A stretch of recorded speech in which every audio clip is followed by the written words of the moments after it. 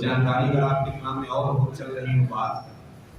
क्योंकि आप लोग अपनी ग्राम पंचायत में प्रतिनिधि के रूप में तो लोग आम जनता आप तक पहुंचती है, आपसे अनुरोध करती है, जानकारी के अभाव में आप समुचित जवाब नहीं दे पाते होंगे। तो अगर कोई अभी संदेह हो या कोई बात हो आप पूछ सकते हैं, नहीं तो लोग आगे बढ़ने वाली कार्रवाई के लिए।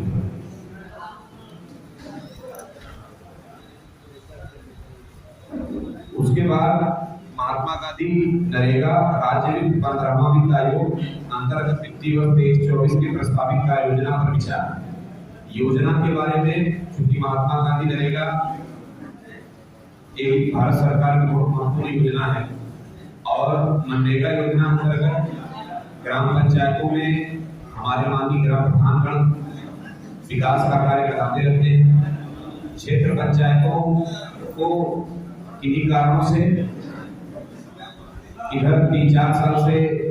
व्यवस्था नहीं मिल पाई है, उसके लिए माननीय प्रमुख जी लोग अपने स्तर से उच्च स्तर पर संपर्क कर रहे हैं, अपनी बात कह रहे हैं, माननीय मंत्री जी तक लोग प्रयास कर रहे हैं। तो हो सकता है उस पर भी काम लोगों को करना रहे। तो आप लोगों को जो कभी कागज दिया जाएगा तो आप लोग अपने प्रस्ताव मनरेगा के लिए, राज्य वित्त के लिए कच्चे पक्के काम आप दे सकते हैं। उसमें आपको बस ध्यान ये देना है कि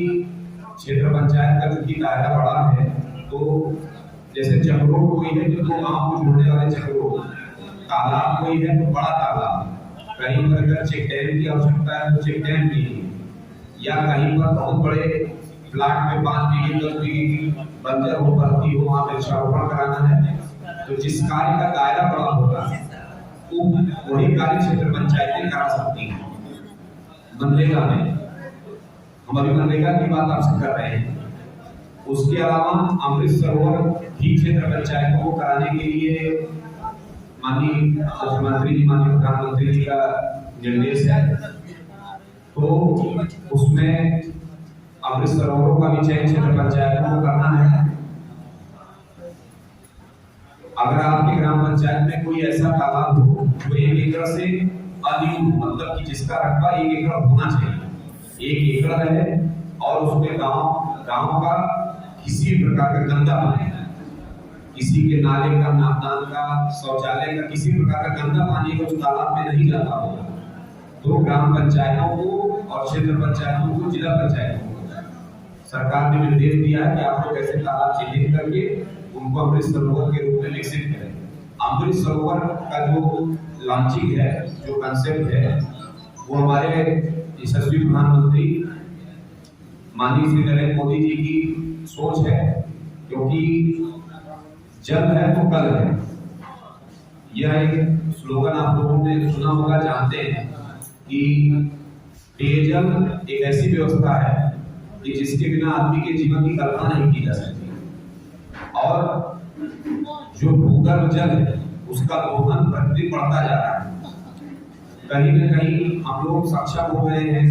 हम लोगों के पास व्यवस्थाएं ऐसी हो गई, लोग सुदृढ़ हो रहे हैं, हर घर में समरसेबल लग रहा है, हर जगह इंडिया मार्केट को हेडपंप आप देख रहे होंगे आपके आसपास है, नहीं है तो छोटी मशीनें हैं। तो पेयजल का संकट बहुत बड़ा है और इसके जो दुष्परिणाम है भूगर्भ जल दोहन के, उसी सोच को, दूरगामी सोच के तहत माननीय प्रधानमंत्री जी ने एक सोच विकसित की, परिकल्पना करी कि अगर गांव में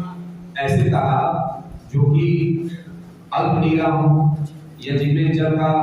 भंडारण कम हो रहा हो, उनको इसीलिए 1 एकड़ कहा गया है कि 1 एकड़ से अधिक हो, तो उसमें बरसात का जल संचित हो, भूगर्भ जल स्तर बढ़े, ताकि अगर दोहन भी हो रहा है तो उसको बैलेंस कर सके। तो अमृत सरोवर का ये कंसेप्ट माननीय प्रधानमंत्री जी की सोच का परिणाम है और आपके विकास खंड अंतर्गत पिछले वित्तीय वर्ष 22-23 में हम लोगों ने 16 अमृत सरोवरों का निर्माण का कार्यक्रम प्रारंभ किया था, जिसमें से 7 लोगों ने पूर्ण किया, शेष पर कुछ पक्के काम अवशेष हैं। इस वित्तीय वर्ष में हम लोगों ने अब तक 39 का चयन ग्राम पंचायतों के माध्यम से किया है, जिस पर की कार्यवाही चल रही है, प्रस्तावनियां तकनीकी स्वीकृतियां प्राप्त करा रही है, पीपीआर हो रहा है, मशीन जारी होगा, काम होगा। इसमें हमारे माननीय जो प्रधानगण है उनसे अनुरोध है कि जब भी अमृत सरोवर का कार्य प्रारंभ करें तो उसको बहुत बेहतर तरीके से क्रियान्वित करने का काम आप करें और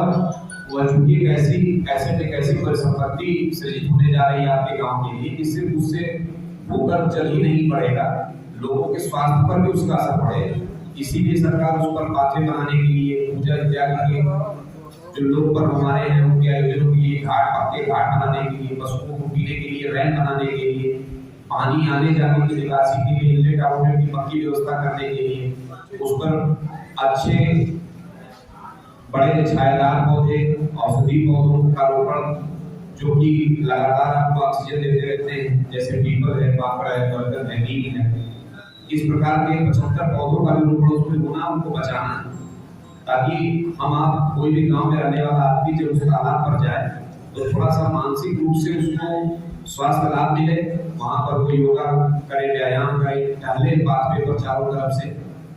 तो उसके स्वास्थ्य में भी व्यापक सुधार होगा। साथ ही साथ आपकी ग्राम पंचायत में जिसको भी वो पट्टा मिला होगा या फिर जो वहां पर राष्ट्रीय ग्रामीण आजीविका मिशन के समूह, उन समूहों को उनको आवंटित करना है और उनको रोजगार के साधन भी उपलब्ध कराने हैं, चाहे वो मछली पालन करे उसमें, चाहे सिंघाड़ा की बीज डाले, सिंघाड़ा का उत्पादन करे, ताकि एक परिवार को एक समूह को और उस समूह से जुड़े न्यूनतम 10 महिलाओं के परिवार के आजीविका में सुधार हो सके, उनकी आजीविका सुदृढ़ हो सके। इस सोच के साथ माननीय प्रधानमंत्री जी ने इस योजना को लॉन्च किया था और पूरे भारतवर्ष में इस प्रकार के तालाबों का निर्माण, इस प्रकार की सरोवरों का निर्माण चल रहा है। साथ ही साथ महात्मा गांधी नरेगा में खेल के मैदान के लिए बहुत ज्यादा शासन के स्तर से जोर है, विशेष रूप से हमारे माननीय मुख्यमंत्री जी द्वारा इस पर विशेष बल दिया जा रहा है कि प्रत्येक ग्राम पंचायत में खेल मैदान के नाम से जो भी भूमियां आवंटित है, जो भी जमीनें चिन्हित है, उन जमीनों पर खेल के मैदान का निर्माण कराया जाए, ताकि जो वहाँ के युवा हैं वो अपने रुचि के अनुसार खेलों में सहभाग करें, तैयारी करें और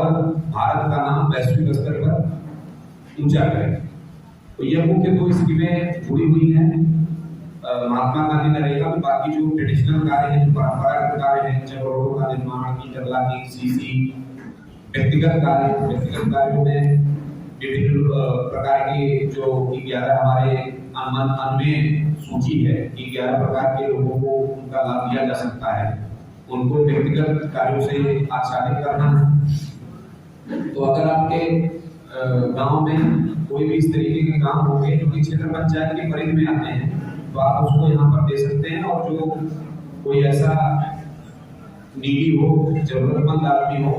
तो उसके लिए भी आप नाम का प्रस्ताव दे सकते हैं। हम उसको माननीय प्रधान जी जो बैठे हैं, हम लोग उससे अनुरोध करेंगे उनकी कार्य योजना में, जब सुधर कार्य योजना बनी उसको सम्मिलित कराएंगे और जो उसका लाभ लेना चाहता है उसको लाभ हम लोग देंगे। आने वाले समय में वृक्षारोपण का बृहद अभियान माननीय मुख्यमंत्री जी के नेतृत्व में हम लोग वर्ल्ड रिकॉर्ड में हम लोग 2 बार देश का नाम दर्ज करा चुके हैं, 21 करोड़ पौधे रोपित कर चुके थे। इस वित्तीय वर्ष में माननीय मुख्यमंत्री जी ने पहले से ही वन विभाग को और सभी विभागों को यह निर्देश दिया है कि इस साल हम लोग 35 करोड़ वृक्षों का रोपण का लक्ष्य लेकर चल रहे हैं और उसको भी हम लोग करेंगे। वृक्षारोपण में ये विशेष अनुरोध आप लोगों से है कि आप लोग चूंकि किसी न किसी क्षेत्र से निर्वाचित होकर इस सदन में बैठे हैं, हम लोग शासकीय मशीनरी हैं, हम लोग आपको व्यवस्थाएं दे सकते हैं, हम लोग भी कहीं न कहीं किसी गांव के निवासी हैं। आप लोगों से यह अनुरोध है कि जो भी पौधे लगे उनके संरक्षण पर विशेष बल देना चाहिए। और यह चीज हम लोगों को, अपने परिवार के सदस्यों को, परिवार के लोगों को, सिर्फ ग्राम पंचायत के प्रधान का काम नहीं है, वो ग्राम पंचायत के सचिव का काम नहीं है, वो माननीय प्रमुख जी का काम नहीं है, वो गांव में रहने वाले हर आदमी का काम है कि हम लोग वृक्षों को संरक्षित करने का